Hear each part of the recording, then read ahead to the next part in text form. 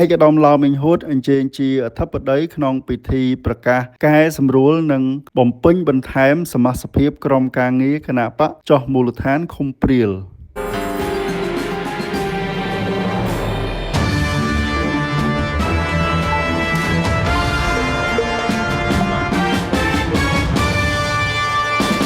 នៅព្រឹកថ្ងៃសៅរ៍ទី1 ខែមេសាឆ្នាំ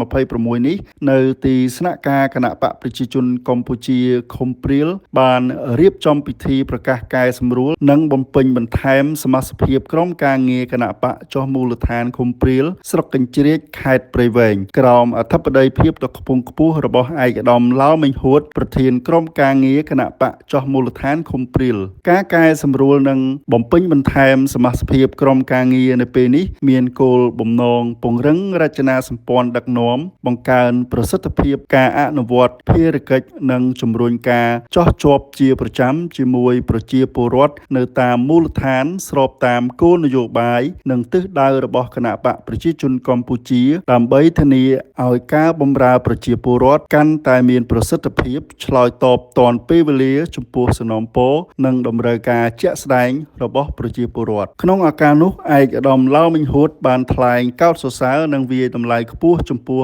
កិច្ចខិតខំប្រឹងប្រែងរបស់ក្រុមការងារគ្រប់លំដាប់ថ្នាក់ដែលបានរួមចំណែកយ៉ាងសកម្មក្នុងការពង្រឹងមូលដ្ឋានគណបក្សបម្រើប្រជាពលរដ្ឋនិងអនុវត្តភារកិច្ចប្រកបដោយស្មារតីទទួលខុសត្រូវខ្ពស់ឯកឧត្តមក៏បានជំរុញឲ្យសមាជិកសមាជិកាគណបក្សនិងក្រុមការងារទាំងអស់បន្តពង្រឹងសាមគ្គីភាពឯកភាពផ្ទៃក្នុងលើកកម្ពស់សីលធម៌ភាពស្មោះត្រង់តម្លាភាពនិងប្រសិទ្ធភាពការងារដើម្បីឆ្លើយតបនឹងការរំពឹងទុករបស់ប្រជាពលរដ្ឋជាមួយគ្នានេះដែរឯកឧត្តម ឡាវ មិញហួតបានមានប្រសាសន៍ផ្ដាំផ្ញើថានៅពេលចោះជួបសំណេះសំណាលជាមួយប្រជាពលរដ្ឋតាមក្នុងផ្ទះសូមបំពេញតួនាទីជាអ្នកបម្រើប្រជាពលរដ្ឋដោយស្មោះត្រង់ស្ដាប់បញ្ហាស្វែងយល់ពីតម្រូវការជាក់ស្ដែងនិងពន្យល់អំពីសមិទ្ធផលក៏ដូចជាគោលនយោបាយរបស់គណបក្សប្រជាជនកម្ពុជាដោយមានសុភាពរាបសារនិងស្និទ្ធស្នាលអ្វីដែលខ្ញុំសូម